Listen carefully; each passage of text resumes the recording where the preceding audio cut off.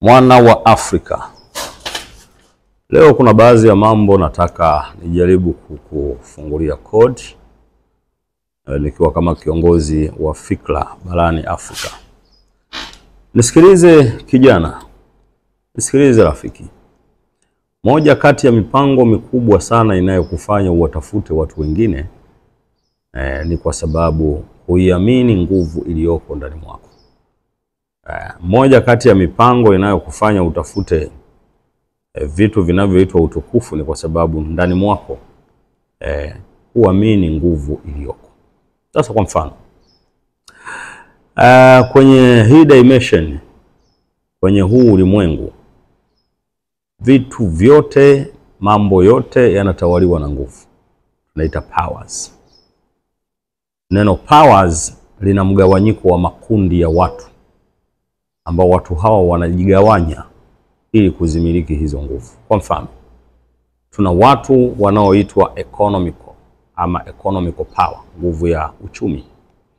Sisi watu wa spirit tuna kitu kinaitwa spiritual power. Kuna political power, nguvu ya kisiasa, social power, nguvu ya umaarufu. Hizi nguvu zote ndio zinafanya utawala wa majukumu yote kwenye maisha halisi ambayo tunaishi kwenye, tuseme kwenye hii game. Mimi napenda kuita hii game.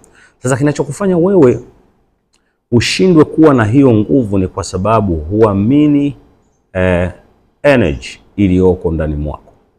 Hiyo huiamini. Umeshaiondoa, ndiposa unapelekea kuwatafuta watu wengine wenye nguvu ya zaidi. Na wao nguvu hiyo hakuna sehemu waliotoa, waliitoa ndani mwao, ndani ya nguvu yao. Kwa hiyo kwenye ukombozi wa fikra, cha kwanza kabisa ambacho unatakiwa kukifanya, hebu iamini nguvu iliyoko ndani mwako. Hii ndio inaweza ikaanza kukuletea changes, mabadiliko makubwa ya kujitambua wewe ni nani, na safari yako ni ipi, na nini kinachopaswa kufanyika. Nguvu iliyoko ndani mwako ni kubwa sana kama ukianza kuitambua.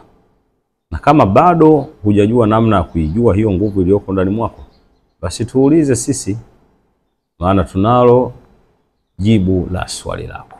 Niulize mimi, mkombozi wa fikra, ili nikupatie hii program.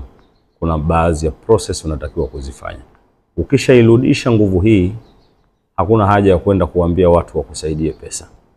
Hakuna haja ya kuambia watu wakusaidie kukutatulia changamoto zako. Maana yake una uwezo wa kujitatua wewe mwenyewe. Unayo hiyo nguvu. Nguvu hiyo ni ipi? Ungana na mimi, Le Grand Master Shua Mopao, Coco de Coco, mkombozi wa fikra barani Afrika.